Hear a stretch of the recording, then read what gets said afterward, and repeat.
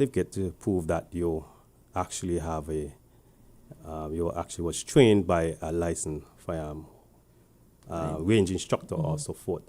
And every single year, January, you would have to make sure you're licensed that firearm, or it can be taken away from you and the license can be revoked. So the armorer, the person in charge of the stores, and the staff have to make sure persons come in, and they also have to make sure that the firearm that they register is actually the same firearm that was there. So they will have to physically check the serial number and the serial number in the book, make sure it's the same one. Not bring in an identical firearm and say, that's the firearm I had. All right? That's how they make sure everything is Okay, what should someone do in the event that they suspect or they find a firearm? What should they do? Okay, I know there's a lot of talk about persons afraid to turn in people because they don't trust police or they don't trust people. Yeah, trust is something. Yeah, even me myself, I have trust issues. Everyone has trust issues, whether relationship or not or anything. So you have to. The best thing is to call the police hotline. If you don't want to call that, or you can call 911 or any police station.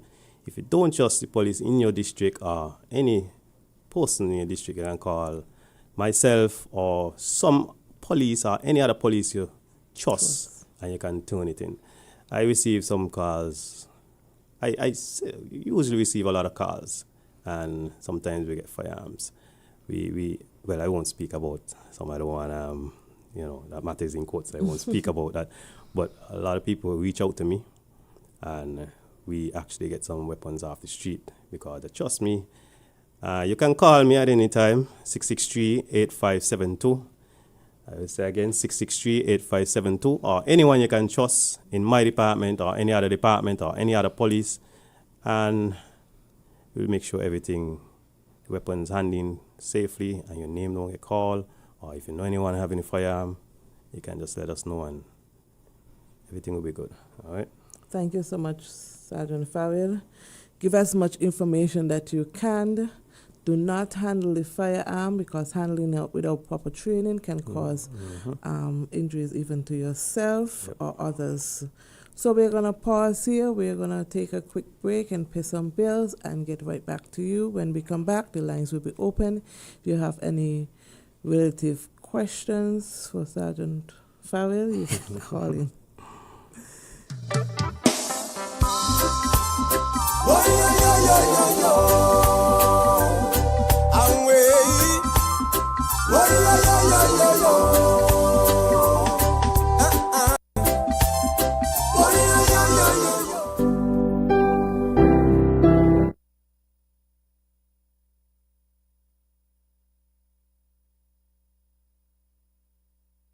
Water is life, life, life, life, life, life. Water is life, life, life, life, life, life. Do just one thing, Every job come. Make sure you check for leaks around your house every day. Every job come. When brushing your teeth, don't let the water run away. Come steal the water, preserve the water right now. Save the water whenever you take in your shower. Every drop counts. Make saving the water your business every hour. The water, the water, the water, the water right now. It's up to me and you and you and you and you. The water right now. do just one thing. Make home yours every day with Courts. Get value for your money. Courts have the best quality. Home is what you make it. Best prices and good credit. Courts have it all. Courts, make home yours.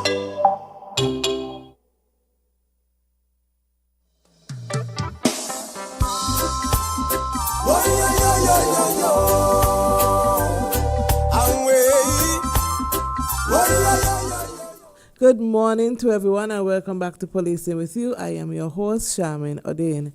With me, I have Sergeant Farrell, who is a part of the drug squad unit. And he's here this morning basically telling us how to be safe when it comes to illegal firearms, what to do, what not to do, and what we expect for the public involvement. We have a call, so... Oh, sorry, we lost the call.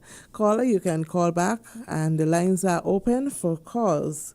Meanwhile, we'll go back with our questionnaire to Sergeant Farrell. Sergeant Farrell, I'm going right into illegal guns. Illegal guns, as you mentioned, is a big concern for our federation.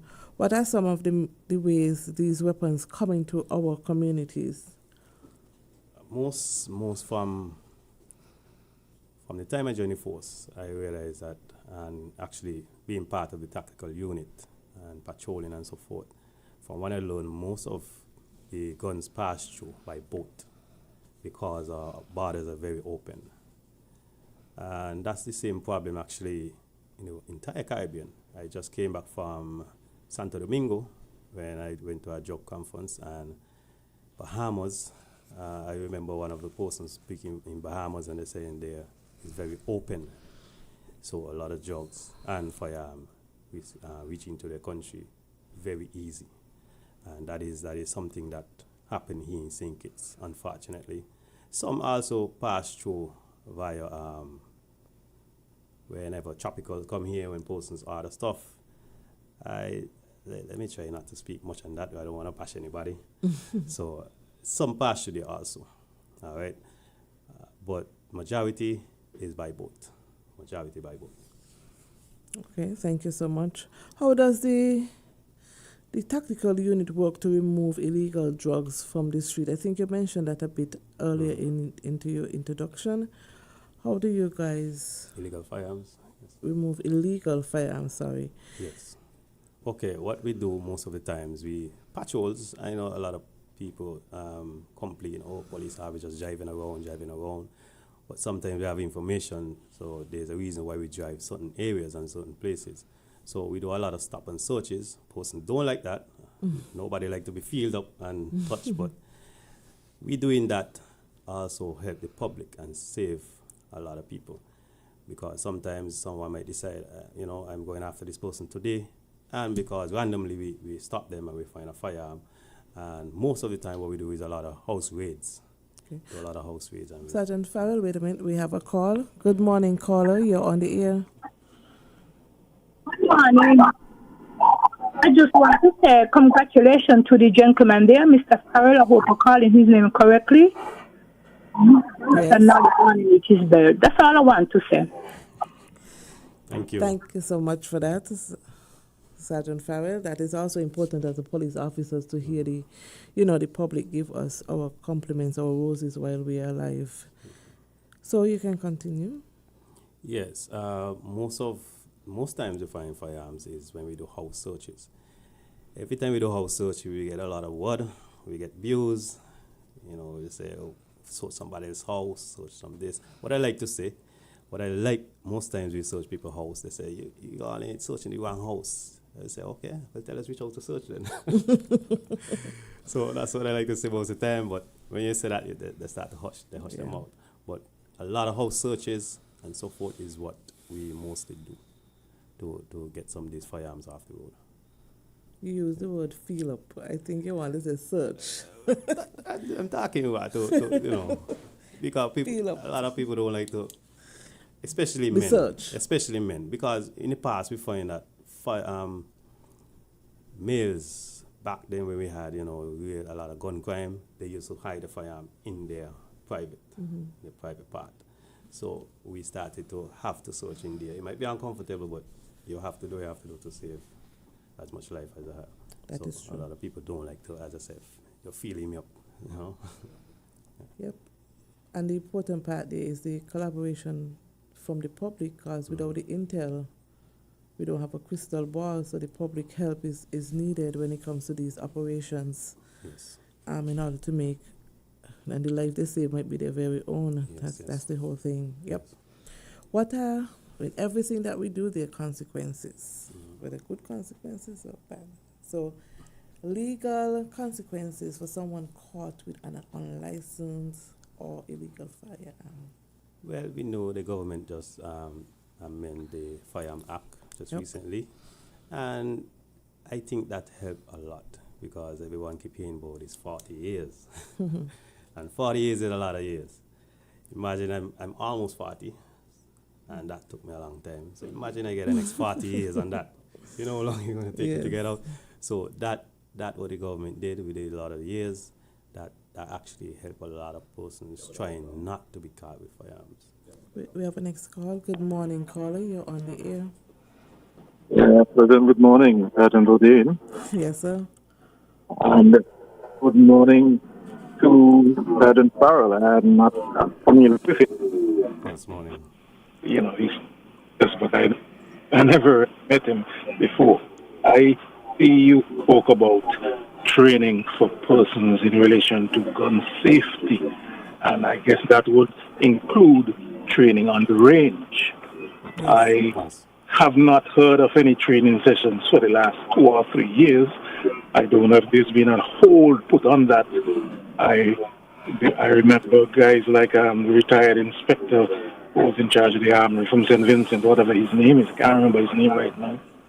And Duncan and those guys, you know. But I'm hopeful that you can make some comments in relation to that training, the existence of it, if it is seized, if opportunities will become available again.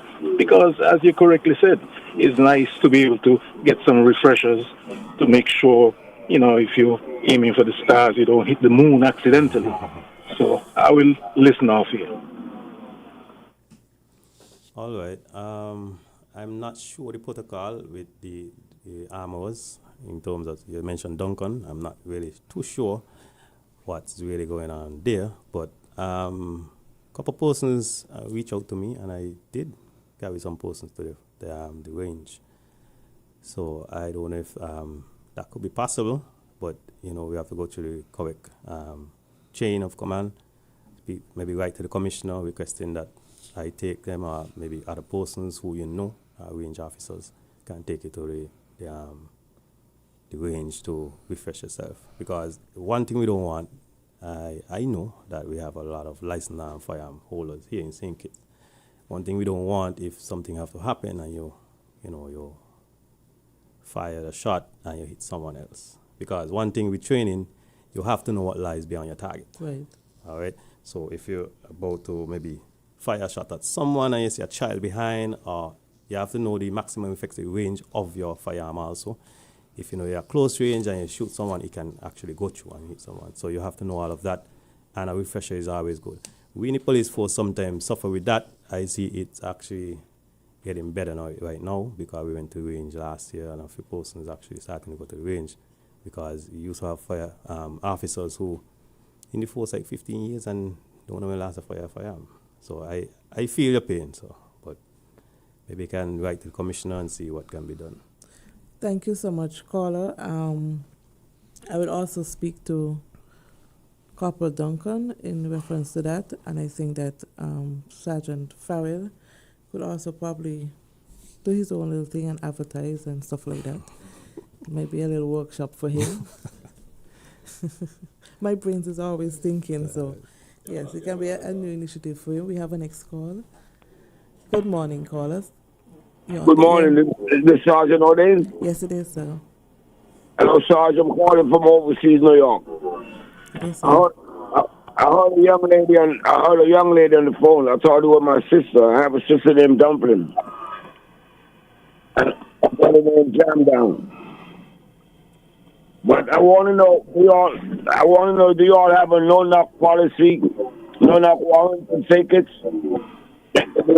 No-knock warrant. They could just come break out your door down without announcing who they are.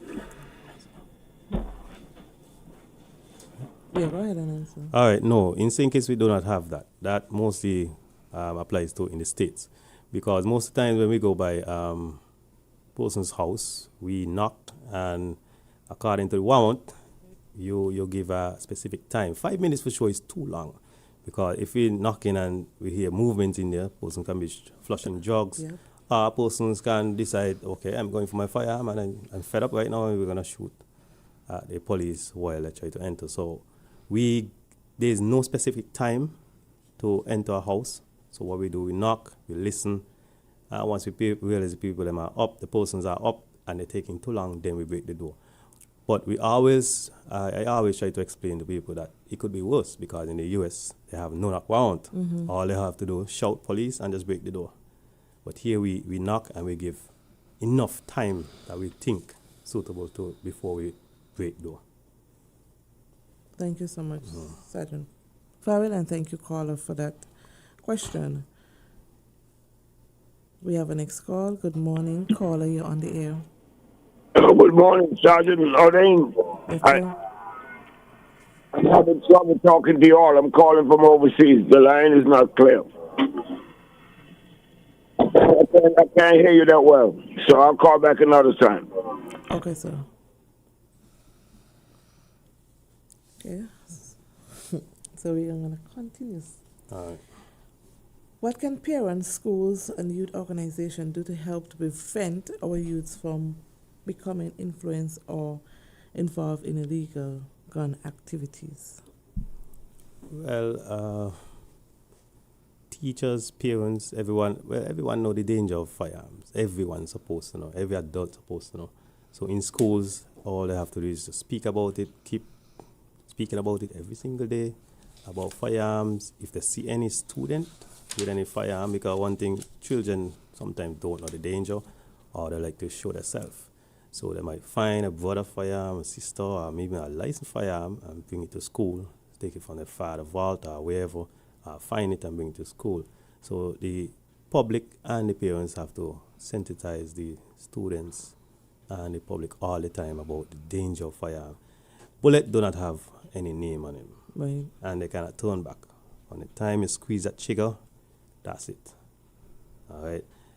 I wish it can reach back to a time that we don't need firearm, even police. That would be so good, because having a firearm is a big responsibility. Your mind always on it. You have to make sure, you have to keep feeling, make sure you have it, or you have to know the state of the weapon, whether a round is up or not, and it's very stressful. So I don't understand why even some so-called criminals want to be walking with firearm and so forth. I just wish things would come back that way, that we don't have to be speaking about firearm. Talking about firearm before you jump in, Sergeant, you have a question coming in via the social media, and this person is asking, as a regular person, what do you have to do to acquire a firearm license? Well, from what I know, most of it is you have to have a business, according to what kind of business, maybe pulling in a large amount of cash. And from what I know also, you have to be probably a farmer.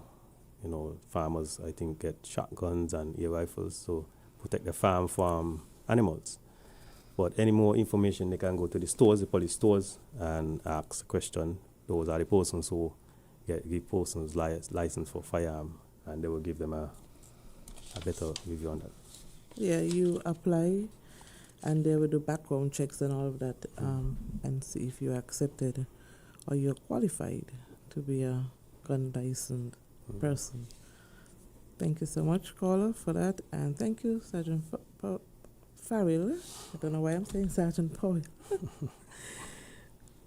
And saying that it is important that we as parents, schools, police officers, pastors, everybody play their role and educate our youths when it comes to the danger of guns, the involvement in guns, and when they do find a gun and what to do. Conflict resolution is very important because everybody feel as if saying somebody and them have a disagreement, or going to shoot you, or when this conflict resolution, I can't speak it any louder. We hear it in the primary school at a very small level, and as they grow, they're still having that issue that our children cannot deal with conflict resolution. Respect for life. Mm-hmm. If persons would respect life, that is one thing. You know, our young people needs to be heard and feel supported. So the more that we implement and pour into them, the less likely they are to go into these negative elements. Yes, yes. How can the public safely report information about illegal drugs? I know you spoke about it again as we engage to wrap up. How can the public safely report information about illegal guns or suspicious activities without putting themselves at risk? Because this is the thing. We spoke about trust earlier and all of that. Persons don't want to put themselves at risk, because if I call you to give a report that, you know, I saw something suspicious, it's funny, even officers. Even when officers call other officers to give information, it's funny how we operate. How can that person feel safe? What can you say to the public for them to feel safe in reporting or giving that information? I'm very passionate about this question. Okay, I know we always speak about calling the hotline. I don't have any evidence. I can't speak if anybody's call the hotlines, and I know a lot of people might not want to call the hotlines or 911. So back to what I said, someone that you trust, someone you know who's serious, a serious police officer. That is, do not play games, do not leak information. Find that person, or you can ask around before you decide to give the officer information. All right. There are few of us. I know everyone will say, you can trust me, and then you reach out. Right. A lot of persons got burned before with that, and they would put everyone in the same bracket and say they don't trust any police at all. But there are police out there you can trust and give information and not hear it and not feel any way about that. So you just have to ask around, and you will find an officer. I am trustworthy when it comes to that. As I said, I wanted to be a police from small, come up, and it's still there. So I for sure will not let down anyone, and I know who to give information to and who not to give to. Thank you so much. I want to also say the Crime Stoppers, because I don't think enough have been saying lately, the Crime Stoppers, for some reason I don't have the number, but this Crime Stoppers, it's not local. It's not local persons answering. So that is one way. And we protect the identification and informants. I can say, without any water in my mouth, silence protects the criminal, and speaking up protects your community. I remember, especially if it comes to a hit, where we find whether guns or persons charged, they also a reward. And I can say clearly that nothing is put in that informant's name. So that is the next way that we have been improving when it comes to the confidentiality of officers in the Royal St. Christopher and Nevis Police Force. There are more good eggs than bad eggs in the Royal St. Christopher and Police Force now. I can clearly say. So yes, thank you very much. If I may interject, just this year I got a confident informant that gave some information in the recovery of a firearm, and it was actually paid. The name went nowhere close to that.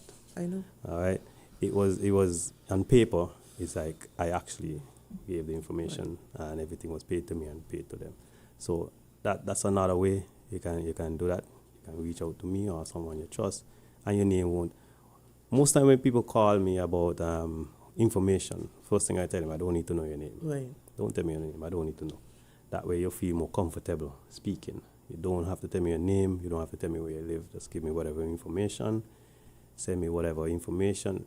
If you don't feel comfortable with WhatsApp to have a number or anything, you don't have to give me a name. Just tell me what is what, the information, where we can find this, or do whatever, and everything will be done. Before you wrap up, final question coming in from the social media end. Morning to everyone.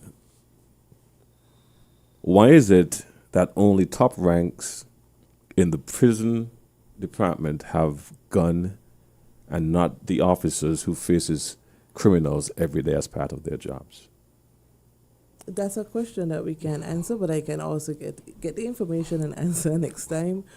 We are not a part of the prison, so we won't be able to answer that question. But caller, I'll definitely ask 1 or 2 questions and get back to you next time. Thank you so much for that question. As we wrap up, Sergeant Farrell, is there anything that you want to leave with the listening and viewing audience? Okay, with reference to police officers and licensed firearm holders, please remember safety, safety, safety. Everything, especially when it comes to range officer and being on a range, you have to operate and holster your weapon, treat your weapon as if you're on the range or as it's loaded. Safety, safety, safety. Choose a weapon. Treat your weapon as if it's loaded. If it's a round up in you. That one thing that I always say, empty gun is kill. Empty gun is kill. Yeah. That's a saying, empty gun is kill. So you have to always treat your weapon as if it's loaded, especially police officers and licensed firearm holders. And I always say, make sure your firearm is in a holster. When it's in a holster that can protect and cover the trigger guard, that way you cannot fire off in your waist or anything like that. And always try to point your weapon in a safe direction whenever you intend to use it. All right. Also, know what lies behind your target. When I'm briefing my mind, I always tell them that. Know what lies behind your target. That's the most important thing. The worst thing to do is a fight break out, match it, pull in, something happen, and you just shoot wild. You will get a jail. Because that's something they teach you. Know what lies behind your target. You cannot just fire wild. You might be thinking, yes, I'm trying to protect this person, but you might cause more danger. So you have to know where your target lies and what lies beyond your target. Thank you so much, Sergeant Farrell. Sergeant Farrell, I want to task you again with, you're not doing a refresher's course for the licensed firearms holders. Also, to my listening and viewing audience, police officers, legal firearm holder, firearm safety starts with us. If you are a license holder, be responsible. If you see something, say something. If you're a young person, choose peace, not violence. Together, we can make St. Kitts a safer place for all of us. Being silent, protect the criminals. Speaking up, protect your community. I am your host, Charmaine Odein. I want to thank ZIZ and GQ for having us and you, the listening and viewing audience. The Almighty God for giving me the time here to educate you guys. Be safe. One love.